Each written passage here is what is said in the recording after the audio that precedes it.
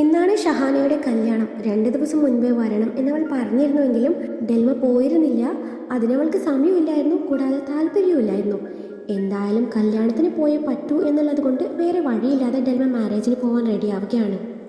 ഇപ്പോൾ സ്ഥിരം ഇടാറുള്ളത് പോലെ കോളർ നെക്ക് ബ്ലൗസുള്ള ഒരു സിമ്പിൾ പാർട്ടി വെയർ സാരിയാണ് എന്നവൾ തിരഞ്ഞെടുത്തത്. കഴുത്തിലൊരു സിമ്പിൾ ചെയിൻ, കാതിലൊരു സ്റ്റഡ്, ഒരു കയ്യിൽ വാച്ച്, മറ്റേ കയ്യിൽ ഒരു ബ്രേസ്ലെറ്റ്. Simple makeup. അവൾ മേക്കപ്പ് അങ്ങനെ സ്ഥിരമായി ഉപയോഗിക്കാറില്ല. കൂടുതൽ ആർഭാടങ്ങൾ അവൾക്ക് മുൻപേ ഇഷ്ടമില്ലായിരുന്നു. ജീവിതത്തിൽ നിന്നും പലതും നഷ്ടപ്പെട്ടതോടെ ഒന്നിനോടും താല്പര്യമില്ലാതായി. ഡെൽമ ഇപ്പോൾ എറണാകുളം ജില്ലയിൽ അസിസ്റ്റന്റ് കളക്ടറാണ്. സ്വന്തം നാട്ടിലേക്ക് പോസ്റ്റിംഗ് കിട്ടിയപ്പോൾ മനഃപൂർവ്വം വേണ്ടെന്ന് വെച്ചതാണ്. പേഴ്സണൽ ആവശ്യത്തിന് സർക്കാർ വാഹനവും സർക്കാരിൻ്റെ ഡ്രൈവറെയും ഉപയോഗപ്പെടുത്താൻ പാടില്ലല്ലോ എന്ന് കരുതി സ്വന്തം വാഹനത്തിൽ തൻ്റെ ഡ്രൈവറായ രാഘവേട്ടനൊപ്പമാണ് മാരേജിന് പോകുന്നത്. തൃശ്ശൂർ ജില്ലയിലാണ് മാരേജ് നടക്കുന്നത്. എഡ്ഡിയുടെ ഫ്രണ്ടാണല്ലോ ഷഹാനയുടെ പയ്യൻ. ഇനി അവിടെ എഡ്ഡി ഉണ്ടാവുമോ? അവന് മുന്നിൽ ഒരിക്കലും ചെന്ന് പെടല്ലേ. കാറിലിരിക്കുമ്പോൾ അത് മാത്രമായിരുന്നു അവളുടെ മനസ്സിലുണ്ടായിരുന്നത്. എല്ലാം വേണ്ടെന്ന് വെച്ച് മനഃപൂർവ്വം ഇട്ടെറിഞ്ഞു പോകുന്നതാണ്. അവൻ എത്രയോ തവണ കെഞ്ചി പറഞ്ഞതാണ് വിട്ടു പോകല്ലേന്ന്. പക്ഷെ താൻ കേട്ടില്ല. ഓരോന്ന് ആലോചിച്ച് സ്ഥലം എത്തിയത് പോലും അവൾ അറിഞ്ഞില്ല. ആർക്കും മുഖം കൊടുക്കാതെ വണ്ടിയിൽ നിന്ന് ഇറങ്ങി നടന്നു. പരിചയമുള്ള ഒരുപാട് മുഖങ്ങളുണ്ട്. പലരെയും കണ്ടില്ലെന്ന് നടിച്ചു. അവർ കരുതുന്നുണ്ടാവും കളക്ടർ ആയതിൻ്റെ തലക്കനാണെന്ന്. കരുതിക്കോട്ടെ. ഇതിനുമപ്പുറം എത്രയോ കുത്തുവാക്കും കുറ്റപ്പെടുത്തലുകളും കേട്ടതാണ്. പക്ഷെ ഉറ്റ കൂട്ടുകാരായിരുന്നവർ മുന്നിൽ വന്ന് നിന്നപ്പോൾ അവൾക്ക് കണ്ടില്ലെന്ന് നടിക്കാനോ മിണ്ടാതിരിക്കാനോ പറ്റിയില്ല. എല്ലാവരിൽ നിന്നും ഓടി ഒളിച്ചുള്ള ജീവിതമായിരുന്നു ഇത്രയും നാൾ. അടുത്തുള്ള കൂട്ടുകാർക്കറിയാം എന്താണ് തൻ്റെ ലൈഫിൽ സംഭവിച്ചതെന്ന്. പക്ഷെ അവർക്കൊന്നും അതിൻ്റെ ശരിക്കുള്ള കാരണം എന്താണെന്ന് ഇന്നും അറിയില്ല. പലർക്കും അറിയാത്ത ഒരുപാട് കാര്യങ്ങളുണ്ടായിരുന്നു. താൻ ആരോടും പറയാതെ ഉള്ളിലൊതുക്കിയ കാര്യങ്ങൾ, ആരും അറിയരുതെന്ന് ആഗ്രഹിച്ച കാര്യങ്ങൾ. കൂട്ടുകാരെല്ലാവരും ഇന്ന് വെൽ സെറ്റിൽഡാണ്. അവർക്ക് അനുയോജ്യമായ പങ്കാളികൾ. എല്ലാവരും ഹാപ്പി ലൈഫുമായി മുന്നോട്ട് പോകുന്നു. അവരോട് സംസാരിക്കാൻ നേരാണ് ചെറുക്കനോടും പെണ്ണിനോടും സംസാരിക്കുന്ന ആളിലേക്ക് ഡെൽമയുടെ കണ്ണുകൾ നീളുന്നത്. ആരെയാണോ താൻ കാണരുതെന്ന് ആഗ്രഹിച്ചത് അവൻ കൺമുന്നിൽ നിൽക്കുന്നു. അവനെ ഫേസ് ചെയ്യാനുള്ള ബുദ്ധിമുട്ട് കൊണ്ടാണ് അവനെ കാണരുതെന്ന് ആഗ്രഹിച്ചത്. അല്ലാതെ വെറുപ്പോ ദേഷ്യമോ തോന്നിയിട്ടല്ല. ഈ ജീവിതത്തിൽ അവനെ ഒരിക്കലും അവൾക്ക് വെറുക്കാൻ പറ്റില്ല, മറക്കാനും. 4 വർഷത്തിന് ശേഷം ആ മുഖം കണ്ടപ്പോൾ അവളുടെ ഹൃദയം ശക്തിയായി മിടിച്ചു. മതിവരുവോളം ആ മുഖത്തേക്ക് നോക്കിയിരിക്കാൻ അവളൊരു നിമിഷം ആഗ്രഹിച്ചു പോയി. പക്ഷെ അങ്ങനെ നോക്കിയിരിക്കാൻ മാത്രം ഇപ്പോൾ തനിക്ക് അവനിൽ എന്തേലും അവകാശമുണ്ടോ? അറിയില്ല. ഓരോന്ന് ചിന്തിക്കുന്നതിനിടയിലാണ് തന്നെ കണ്ടിട്ടും കാണാത്ത ഭാവത്തിൽ തീർത്തും അവഗണിച്ചു മറ്റൊരു പെണ്ണിൻ്റെ കൈയും പിടിച്ച് അവൻ കൺമുന്നിലൂടെ പോയത്. ഹൃദയം നുറുങ്ങുന്ന വേദനയോടെ അവൾ ആ കാഴ്ച ആരും കാണാതെ നോക്കി നിന്നു പോയി. ആ കയ്യിൽ അധികാരത്തോടെ താൻ എത്രയോ തവണ തൂങ്ങി നടന്നിട്ടുണ്ട്. അന്നൊന്നും മറ്റൊരു പെണ്ണിനെ നോക്കുന്നത് പോലും തനിക്ക് ചിന്തിക്കാൻ പറ്റില്ലായിരുന്നു. ഇന്നും അങ്ങനെ തന്നെയാണ്. എന്നിട്ടിപ്പോൾ മറ്റൊരു പെണ്ണിനെ ചേർത്ത് പിടിച്ച് തൻ്റെ കൺമുന്നിലൂടെ പോയപ്പോൾ ഹൃദയത്തിൽ എവിടെയോ കത്തിക്കൊണ്ട് കുത്തിയിറക്കുന്ന വേദന. കരച്ചിൽ തൊണ്ടയിൽ കുടുങ്ങി. എല്ലാവരോടും ചിരിച്ചു നിവർത്തി ഷഹാനയുടെ അരികിലേക്ക് പോയി. തൻ്റെ വരവ് അവൾ ഒട്ടും പ്രതീക്ഷിച്ചില്ലായിരുന്നു. ഷഹാന അവളെ ഇറുകെ പുണർന്നു. ഇരുവരെയും ഒന്നിച്ച് കണ്ടപ്പോൾ ഡെൽമയ്ക്ക് അന്നത്തെ റെസ്റ്റോറൻറ്റ് ഇഷ്യൂ ഓർമ്മ വന്നു പോയി.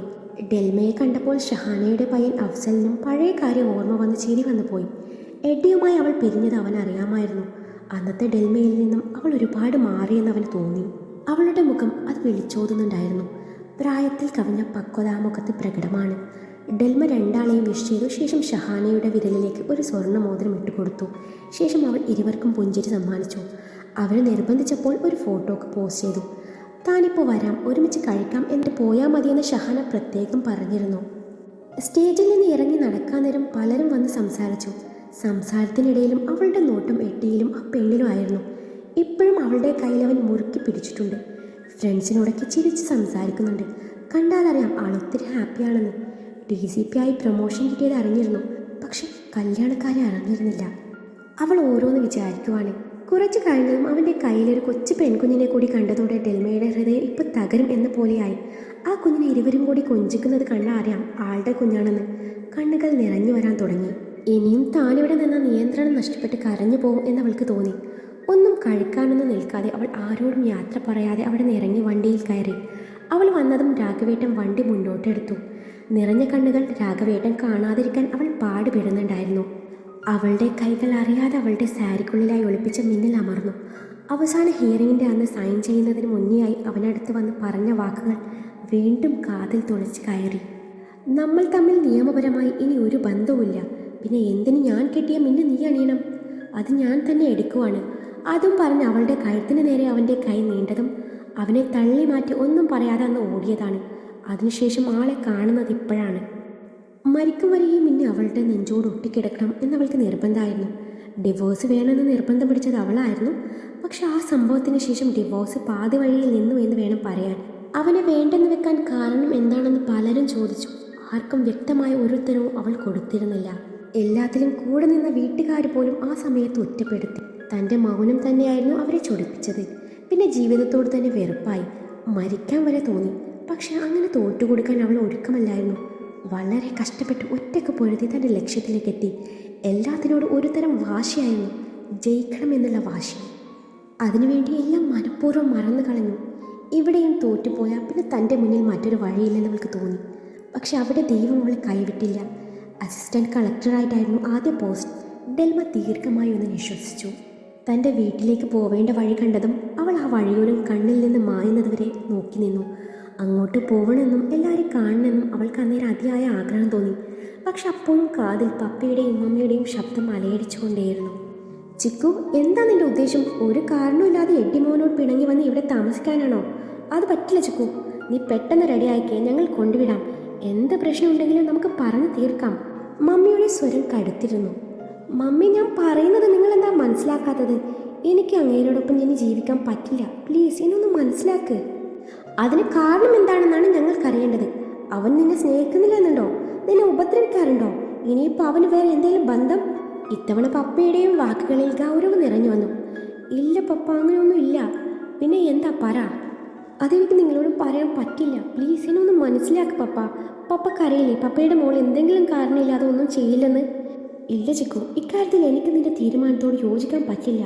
എഡ്ഡി അവനെന്നെ കാണാൻ വന്നിരുന്നു. അവന് നിന്നെ വേണമെന്നാ പറയുന്നത്. അവൻ എന്ത് തെറ്റാ നിന്നോട് ചെയ്തത്? നിന്നെ ജീവന തുല്യം സ്നേഹിച്ചതോ? നിന്റെ എല്ലാ കുട്ടികളികൾക്കും കൂട്ടുനിന്നതോ?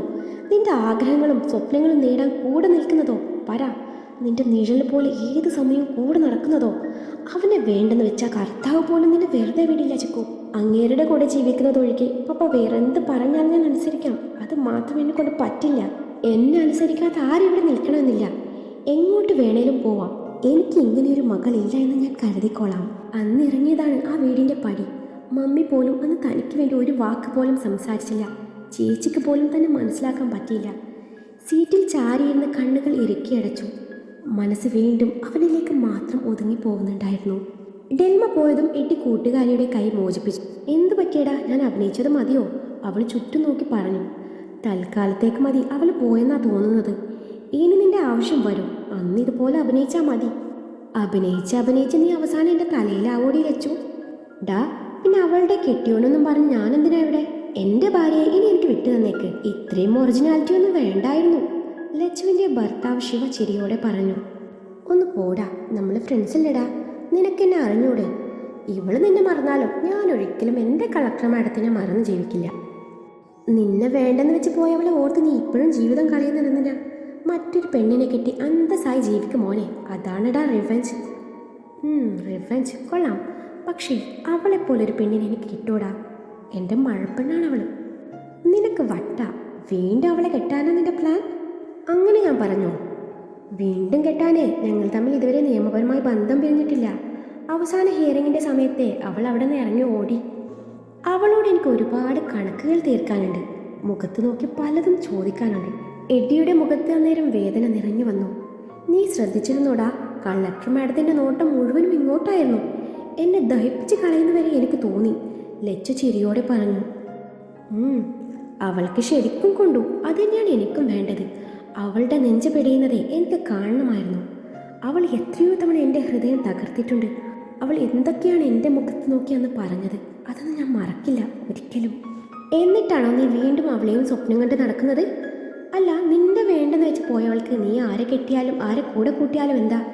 അവളുടെ നോട്ടം കണ്ടിരുന്നേലേ നീ ഇട്ടേച്ച് പോയതുപോലെയായിരുന്നു. ശരിക്കും അവൾ നിന്നെ മറന്നിട്ടില്ലടാ. അവൾ എന്നെ മറന്നാലും മറന്നില്ലേലും അവളെ എനിക്കൊരിക്കലും മറക്കാൻ പറ്റില്ല. അങ്ങനെ സംഭവിക്കണേ ഈ ശ്വാസം നിലക്കണം. എടാ, അത്രയും സ്നേഹിച്ചിട്ട് എന്താണ് നിങ്ങളുടെ ഇടയിൽ സംഭവിച്ചത്? ഞാൻ അന്നൊക്കെ വിളിക്കാൻ നേരം അവളുടെ കാര്യങ്ങൾ പറയുമ്പോൾ നിനക്ക് 100 നാവായിരുന്നല്ലോ. പിന്നെ എന്താണ് നിങ്ങളുടെ ലൈഫിൽ സംഭവിച്ചത്? ഡെൽമ ബോൾഡായിട്ടുള്ള കുട്ടിയായിരുന്നില്ലേ? അങ്ങനെ ഒരാൾക്ക് എങ്ങനെ ഇങ്ങനെയൊക്കെ ചിന്തിക്കാൻ തോന്നി? എനിക്കറിയില്ലടി, എനിക്കൊന്നും അറിയില്ല. അവളെ വീട്ടിലെല്ലാവർക്കും ഒരുപാട് ഇഷ്ടമായിരുന്നു. അവൾക്ക് അവരെയും ജീവനായിരുന്നു. വൈകാതെ അവൾ എൻ്റെ ഇഷ്ടവും തിരിച്ചറിഞ്ഞു, എന്നെ തിരിച്ചും സ്നേഹിക്കാൻ തുടങ്ങി. പരസ്പരം ശരീരം കൊണ്ട് ഒന്നായില്ലെങ്കിലും ബാക്കി എല്ലാ അർത്ഥത്തിലും അതിർവരമ്പുകളില്ലാതെ ഞങ്ങൾ സ്നേഹിച്ചിരുന്നു. ഭാവിയെക്കുറിച്ച് ഒരുപാട് സ്വപ്നങ്ങൾ നെയ്തു കൂട്ടിയിരുന്നു. അവളുടെ ആഗ്രഹം പോലെ LLB തേർഡ് ഇയർ ആയപ്പോൾ UPSC എക്സാമിനുള്ള പ്രിപ്പറേഷൻസ് തുടങ്ങി. നല്ലൊരു കോച്ചിങ് സെൻറ്ററിൽ കോച്ചിങ്ങിനും ചേർന്നു. കൂടെ ഞങ്ങളുടെ പ്രണയം അടിപൊളിയായി പോയിക്കൊണ്ടിരുന്നതാ. അവളുടെ സ്വപ്നം നേടിക്കഴിഞ്ഞു മതി ശരിക്കുള്ള ജീവിതം എന്നത് ഞങ്ങളുടെ രണ്ടുപേരുടെയും തീരുമാനമായിരുന്നു. പിന്നെ എപ്പോഴാണ് അവൾ മാറി ചിന്തിക്കാൻ തുടങ്ങിയത് എന്ന് എനിക്കറിയില്ലായിരുന്നു. അതും പറഞ്ഞ് എട്ടി ദീർഘമായി ഒന്ന് നിശ്വസിച്ചു. കൂടുതൽ നേരം അവിടെ നിൽക്കാനേ അവന് തോന്നിയില്ല. അവരോടൊക്കെ യാത്ര പറഞ്ഞു അവനും അവിടെ നിന്ന് ഇറങ്ങി. രാത്രി ബെഡ്റൂമിലിരുന്ന് എട്ടി അവൻ്റെ ഫോണിലുള്ള ഡെൽമയുടെയും അവൻ്റെയും ഒരുമിച്ചുള്ള ഫോട്ടോസ് നോക്കിയായിരുന്നു. ഇരുവരും ഒരുമിച്ചുള്ള പ്രണയ നിമിഷങ്ങൾ ഒരുപാട് ആ ഫോണിൽ അവൻ പകർത്തിയിരുന്നു. അവൻ്റെ ഓർമ്മകൾ വീണ്ടും ഭൂതകാലത്തിലേക്ക് പോയി. ഇച്ചായ എന്നതാടി? ഈ ഡൗട്ട് ഒന്ന് ക്ലിയർ ചെയ്ത് തരാമോ? എടി ഞാനിത്തിരി ബിസിയാ, നീ അത് നോട്ട് ചെയ്ത് വെച്ചാൽ മതി, ഞാൻ നാളെ പറഞ്ഞു തരാം എന്നും പറഞ്ഞ് എടി ലാപ്പിൽ തൻ്റെ ജോലി തുടർന്നു. IPSൻ്റെ ഒരു അഹങ്കാരം. ഞാനൊരു ഡൗട്ട് ചോദിച്ചാൽ തനിക്ക് പറഞ്ഞു തരാൻ പറ്റില്ലല്ലേ? താനും നിന്ന് ജോലി ചെയ്യുന്നതേ എനിക്ക് കാണണമല്ലോ എന്നും മനസ്സിൽ പറഞ്ഞ് ബുക്കൊക്കെ അടച്ചു വെച്ച് ബെഡിൽ അവനരികിൽ വന്നിരുന്നു. അവനോട് ചേർന്നിരുന്നവൻ്റെ കാതിലൊന്ന് മുത്തി. ആദ്യം അവനത് കാര്യമാക്കിയിരുന്നില്ല. പിറകിലൂടെ വന്ന് കഴുത്തിൽ കൈയിട്ട് ചേർത്ത് പിടിച്ചു. വൈകാതെ അവളുടെ ചുണ്ടുകൾ അവൻ്റെ കഴുത്തിലും തോളിലും കവിളിലും അനുസരണയില്ലാതെ ഒഴുകി നടന്നു. അവളുടെ ചുംബനം അവനെ തളർത്തി തുടങ്ങി. അവൻ്റെ കയ്യിൽ നിന്ന് പോയി തുടങ്ങിയതും അവൻ അവളെ ഒന്ന് നോക്കി. ഇന്നത്തേക്ക് മതി എന്നും പറഞ്ഞ് അവൾ അവൻ്റെ ചുണ്ടിലേക്ക് അമർത്തി മുത്തി. മതിയോ? അവൻ അവളെ മൊത്തത്തിൽ ഒഴിഞ്ഞു നോക്കിക്കൊണ്ട് ചോദിച്ചു. മതിയെന്ന്? അത് ക്ലോസ് ചെയ്തിട്ട് വാ നമുക്കേ. അതും പറഞ്ഞ് അവൾ നിർത്തി. നമുക്ക്? ബാക്കി പറ. എട്ടി അവളുടെ ചുണ്ടിൽ പതിയെ തഴുകിക്കൊണ്ട് ചോദിച്ചു. അത് പറയണോ? കാണിച്ചു തന്നാ പോരെ? പറ്റിക്കോ? ഇല്ലെന്ന് ഉറപ്പാണല്ലോ. എന്നും പറഞ്ഞ് വീണ്ടും അവൻ്റെ കവളിൽ അമർത്തി മുത്തി. അവൻ ലാപ്പ് ക്ലോസ് ചെയ്ത് ബെഡിലേക്ക് ഒരൊറ്റ ചാട്ടായിരുന്നു. അന്നേരം അവളാണെങ്കിൽ കണ്ണും ഇറക്കി അടച്ചു കള്ള ഉറക്കം നടിച്ചു കിടന്നു. ഡി ഇത്രയും പെട്ടെന്ന് ഉറങ്ങിയോ? ഉറങ്ങി. ഡി നീയല്ലേ പറഞ്ഞത്? എന്തോന്ന് പറഞ്ഞോന്നാ? ഒന്ന് പോയേച്ചായ, എനിക്ക് ഉറക്കം വരുന്നു എന്നും പറഞ്ഞ് അവൾ തലവഴി പുതപ്പ് മൂടി കിടന്നു. കൊള്ളാം, ബെസ്റ്റ്. ഇപ്പം ഞാൻ ആരായി? ഇതിനു വേണ്ടിയായിരുന്നല്ലേ ഈ ഓവർ റൊമാൻസ് ആക്ട് ചെയ്തത്? മര്യാദക്ക് എൻ്റെ ജോലി ചെയ്താൽ മതിയായിരുന്നു. വീണ്ടും ലാപ്പ് തുറന്ന് ഓർക്കുമ്പോഴേ മടി തോന്നുന്നു. ഇനി എന്തായാലും നാളെ ചെയ്യാം എന്നും പറഞ്ഞ് അവനും അവളോട് ചേർന്ന് കിടന്നു. കുറച്ച് കഴിഞ്ഞതും അവൾ പുതപ്പ് മെല്ലെ എടുത്ത് മാറ്റി തല ഉയർത്തി നോക്കിയതും അന്നേരം അവനും കണ്ണു തുറന്ന് അവളെ നോക്കി. അവളുടെ കൂടെ പുതപ്പിനുള്ളിൽ കൂടി അവൻ അവളെയും കൊണ്ട് മലക്ക് മറിഞ്ഞു. അന്നേരം അവളെ എന്തൊക്കെയോ പറയുന്നുണ്ടായിരുന്നു. അയ്യോ ഇച്ചായ വിട് പ്ലീസ്, ഞാൻ ഇനി അങ്ങനെ ചെയ്യില്ല, പ്ലീസ് വിടന്നേ, എനിക്ക് വേദനിക്കുന്നു. എഡി നീ കഴിക്കാൻ വരുന്നില്ലേ എന്നുള്ള അമ്മച്ചിയുടെ ചോദ്യമാണ് അവനെ ചിന്തയിൽ നിന്ന് ഉണർത്തിയത്. അമ്മച്ചി ഞാൻ വന്നോളാം, അമ്മച്ചി ചെല്ലി എന്നവൻ പറഞ്ഞതും അവർ നടക്കാൻ തുടങ്ങി. അമ്മച്ചി ഞാനിന്ന് ഡെൽമയെ കണ്ടിരുന്നു. അവരൊന്ന് അമർത്തി മോളി തിരിഞ്ഞു നടന്നു. അമ്മച്ചിക്ക് അവളെക്കുറിച്ച് ഒന്നും അറിയണമെന്നില്ലേ? വേണമെന്നില്ല. എനിക്ക് വേണ്ടത് നീ എത്രയും പെട്ടെന്ന് അവളെ മറന്ന് മറ്റൊരു വിവാഹം കഴിക്കണം എന്ന് മാത്രമാണ്. അതും പറഞ്ഞ് അവർ പോയി. അവർ പറഞ്ഞത് കേട്ടതും എട്ടിക്ക് പ്രത്യേകിച്ച് അത്ഭുതമൊന്നും തോന്നിയില്ല. അവൾ ഇവിടുന്ന് പോയതും അമ്മച്ചി ആവശ്യപ്പെടുന്നത് ഇതൊന്നും മാത്രമായിരുന്നു. മറ്റെല്ലാവരെക്കാളും അമ്മച്ചി അവളെ വെറുക്കുന്നു. അപ്പച്ചനും സോഫി ചേച്ചിയും ചേട്ടനും എല്ലാവരും എപ്പോഴും പറയുന്നുണ്ട് ഡെല്ലും ഒരു ദിവസം നിന്റെ സ്നേഹം മനസ്സിലാക്കി ഇങ്ങോട്ട് തന്നെ വരുമെന്ന്. പക്ഷെ അമ്മച്ചി മാത്രം അതിനെ എതിർക്കുന്നു. അവളെ നിന്റെ ജീവിതത്തിൽ വേണ്ടെന്ന്. അതിന് മാത്രം അമ്മച്ചി അവളെ വെറുക്കുന്നു. അവർ തമ്മിലൊരു പ്രത്യേക ബോണ്ട് ഉണ്ടായിരുന്നതാ. എന്നിട്ടിപ്പോൾ ആ അമ്മച്ചി തന്നെ. എട്ടി ദീർഘമായി നിശ്വസിച്ചു. അമ്മച്ചിയെയും കുറ്റം പറയാൻ പറ്റില്ല. സ്വന്തം മകനെ അതുപോലെയൊക്കെ പറഞ്ഞിട്ട് പോയവളോട് ഒരിക്കലും ഒരു അമ്മയ്ക്കും ക്ഷമിക്കാൻ പറ്റില്ല. അതേ അമ്മച്ചിയും ചെയ്തുള്ളൂ. ഓർമ്മകൾക്ക് ചെറിയൊരു ഇടവേള കൊടുത്ത് അവൻ മുറിവിട്ടിറങ്ങി. രാത്രി ഏറെ നേരമായിട്ടും ഡെൽമയ്ക്ക് ഉറങ്ങാൻ പറ്റിയില്ല. എന്നും ഉറങ്ങുമ്പോൾ എട്ടിയുടെ മധുരമുള്ള ഓർമ്മകൾ കൂട്ടിനുണ്ടായിരുന്നു. പക്ഷെ ഇന്ന് ആ മധുരമുള്ള ഓർമ്മകൾക്ക് പകരം കൈപ്പേറിയ കാഴ്ചകൾ കൂട്ടിനെത്തിയിരിക്കുന്നു. എൻ്റെ ഇച്ചായൻ, എൻ്റെ മാത്രം ഇച്ചായൻ എന്നും അങ്ങനെ കരുതാനായിരുന്നു ഇഷ്ടം. പക്ഷെ മറ്റൊരു പെണ്ണിനെ ആ കൈകളിൽ ചേർത്ത് പിടിച്ചത് കണ്ടത് മുതൽ മനസ്സ് അലമുറയിട്ട് കരയുവാണ്. കർത്താവെ, എത്രമാത്രം ഞങ്ങൾ സ്നേഹിച്ചതാണ്. പിന്നെ എന്തിനാണ് ഞങ്ങളിനെ പിരിച്ചത്? അവന് വേണ്ടി എൻ്റെ സ്വപ്നങ്ങൾ വരെ വേണ്ടെന്ന് വെക്കാൻ ഒരുങ്ങിയതായിരുന്നു. കാരണം മറ്റെന്തിനേക്കാളും ഏറെ ഞാൻ എൻ്റെ ഇച്ചായനെ സ്നേഹിച്ചിരുന്നു, എപ്പോഴും സ്നേഹിക്കുന്നു. പക്ഷെ ആരും അറിയില്ലെന്ന് മാത്രം. ഇച്ചായൻ്റെ ആഗ്രഹം പോലെ പെൺകുഞ്ഞാണ് കിട്ടിയിരിക്കുന്നത്, ഒരു സുന്ദരി വാവ. ഒരു ദിവസം തന്നോട് പറഞ്ഞതാണല്ലോ ആദ്യത്തേത് പെൺകുട്ടി മതിയെന്ന്. അവളുടെ ഓർമ്മകൾ ആ ദിവസത്തിലേക്ക് പോയി. കട്ടിലിൻ്റെ ഹെഡ് ബോർഡിൽ തലവെച്ച് ഡെൽമ പുസ്തകം വായിക്കുവാണ്. അവളുടെ മടിയിൽ കിടന്ന് എഡി ഫോൺ നോക്കുന്നുണ്ട്. ഡി എടി പോത്തേ, എന്താ ഇച്ചായ? എൻ്റെ കൂടെ +2 പഠിച്ച ഒരു കൂട്ടുകാരനുണ്ട്, ജെയിംസ്. ഡെൽമ വീണ്ടും മൂളി. അവന് എഡി അതും പറഞ്ഞ് നിർത്തി. അവനെന്ത് പറ്റി? തട്ടിപ്പോയാ? ഡി സീരിയസ് കാര്യം പറയുമ്പോഴാണ് അവളുടെ തമാശ എന്ന് ഞാൻ പറയുന്നില്ല. ശരി ഞാൻ മിണ്ടുന്നില്ല അയച്ചായും പറ. വേണ്ട എന്നാ ഞാൻ പറയാം. അവൻ്റെ ഭാര്യ പ്രസവിച്ചു. അവൻ്റെ കൊച്ചിൻ്റെ മാമോദിസ ചടങ്ങായിരുന്നു ഇന്നലെ. അവൻ എന്നെ വിളിച്ചിരുന്നു. എനിക്ക് പോകാൻ പറ്റിയില്ല. അവൻ്റെ കൊച്ചിനെ കാണണം. എന്തൊരു ഭംഗിയാ. നമുക്ക് വേണ്ടേ അതുപോലെ ഒരു സുന്ദരി വാവ. നമുക്ക് ആദ്യം ഒരു മോള് മതി എന്നൊക്കെയല്ലേ? ആ അതെ. ഇതെങ്ങനെ നിനക്ക് മനസ്സിലായി? നിങ്ങളിപ്പോൾ കൂട്ടുകാരൻ്റെ ഇൻസ്റ്റാ പേജ് കയറി ഫോട്ടോ നോക്കുന്നുണ്ടായിരുന്നല്ലോ. ഞാനും ഫോട്ടോ കണ്ടിരുന്നു. ഇടയ്ക്കിടെ എൻ്റെ മൈൻഡ് അങ്ങോട്ടും എത്തുന്നുണ്ട്. പിന്നെ ഏത് കൊച്ചിനെ കണ്ടാലും അവസാനം എന്നോട് പറയുന്ന ഡയലോഗ് ഇത് തന്നെയാണല്ലോ. തൽക്കാലത്തേക്ക് മോന് സുന്ദരിവായി തരാനേ എനിക്കൊട്ടും നിർവാഹമില്ല. അതറിഞ്ഞിട്ടും പിന്നെ എന്തിനാ വീണ്ടും വീണ്ടും പറയുന്നത്? അത് കേട്ടതും അവൻ്റെ മുഖം വാടിയത് അവൾ കണ്ടു. അല്ല, ഞാൻ ഓർമ്മിപ്പിച്ചെന്നേ ഉള്ളൂ, എട്ടി പറഞ്ഞു. ഇടയ്ക്കിടെ ഇങ്ങനെ ഓർമ്മിപ്പിക്കണമെന്നില്ല. എനിക്ക് നല്ല ഓർമ്മയുണ്ട്. ഇവിടെ എൻ്റെ സുന്ദരിവാവ് വരാൻ ഞാനും എത്ര വർഷം കാത്തിരിക്കണാവോ എന്നും പറഞ്ഞ് അവളുടെ വയറിൽ മുഖം പൂഴ്ത്തി. കുറഞ്ഞത് 5 വർഷം കാത്തു നിന്നേ പറ്റൂ എന്നും പറഞ്ഞവൾ അവൻ്റെ മുടിയിലൂടെ വിരലൊടിച്ചു. ഫോൺ റിങ് ചെയ്യുന്ന ശബ്ദം കേട്ടാണ് ഡെൽമ ഓർമ്മകളിൽ നിന്നുണരുന്നത്. ദിവസങ്ങൾക്ക് ശേഷം ഒരു ദിവസം ഡ്യൂട്ടി കഴിഞ്ഞു വന്ന എട്ടി തൻ്റെ മുറിയിലിരുന്ന് പതിവ് പോലെ ന്യൂസ് കാണുകയായിരുന്നു. കൊച്ചി അസിസ്റ്റന്റ് കളക്ടർ ഡെൽമ ഷാജൻ സഞ്ചരിച്ച വാഹനം ബോംബാക്രമണത്തിൽ പൂർണ്ണമായും തകർന്നു. ആക്രമണം നടക്കുന്ന സമയത്ത് കളക്ടറും ഡ്രൈവറും വണ്ടിക്കകത്തില്ലായിരുന്നു. അതിനാലാണ് ഇരുവരും പരിക്കുകളൊന്നും കൂടാതെ രക്ഷപ്പെട്ടത്. ഡെൽമയ്ക്ക് ഒന്നും സംഭവിച്ചില്ല എന്നറിഞ്ഞപ്പോഴാണ് എഡിയുടെ ശ്വാസം നേരെ വീണത്. അവൻ വീണ്ടും ശ്രദ്ധ ടിവിയിലേക്ക് കൊടുത്തു. കളക്ടറുടെ വീടിന് നേരെയും കഴിഞ്ഞ ദിവസം ആക്രമണം നടന്നിട്ടുണ്ട്. ഇതിനു മുൻപും കളക്ടർക്ക് നേരെ വധഭീഷണി ഉയർന്നിരുന്നു. ഇതിനെതിരെ ശക്തമായ അന്വേഷണം ഉണ്ടാവുമെന്നും കുറ്റവാളികളെ നിയമത്തിന് മുന്നിൽ കൊണ്ടുവരാൻ പ്രത്യേക അന്വേഷണ ഉദ്യോഗസ്ഥനെ നിയമിക്കുമെന്നും ഇന്നു മുതൽ കളക്ടർക്ക് വേണ്ട എല്ലാവിധ സംരക്ഷണവും ഉറപ്പുവരുത്തണമെന്നും സർക്കാർ ഉത്തരവിട്ടു. IG കുര്യൻ സാറിൻ്റെ ഫോൺ നമ്പർ ഡിസ്പ്ലേയിൽ തെളിഞ്ഞതും എഡി ടിവിയുടെ വോളിയം കുറച്ച് സംസാരിക്കാൻ തുടങ്ങി. Hello sir. എടോ, താൻ ന്യൂസ് കണ്ടായിരുന്നോ? കണ്ടു സർ. സംഭവം നടന്നത് വൈകുന്നേരമാണ്. കളക്ടർ മാഡത്തിന് പ്രൊട്ടക്ഷൻ വേണമെന്ന്, കൂടാതെ കേസ് അന്വേഷിക്കാൻ ബ്രില്യൻ്റ് ആയിട്ടുള്ള ഓഫീസറും വേണം. എല്ലാം കൂടി കൂട്ടി വായിച്ചപ്പോൾ ഉയർന്നു വന്ന പേര് തൻ്റെയാ. നിലവിൽ തൻ്റെ ഭാര്യയാണല്ലോ അവർ. എൻ്റെ സാറെ, പേരിന് മാത്രമേ ആ ബന്ധമുള്ളൂ. ഞങ്ങൾ തമ്മിൽ ഇപ്പം അത്ര രസത്തിലല്ല. അതൊക്കെ എനിക്കറിയാടോ. ബാക്കിയുള്ളവർക്കൊന്നും നിങ്ങൾ തമ്മിൽ അകന്ന് താമസിക്കുന്നതിൻ്റെ കാരണം അറിയില്ല. പിന്നെ 24/7 ആണ് പ്രൊട്ടക്ഷൻ വേണ്ടത്.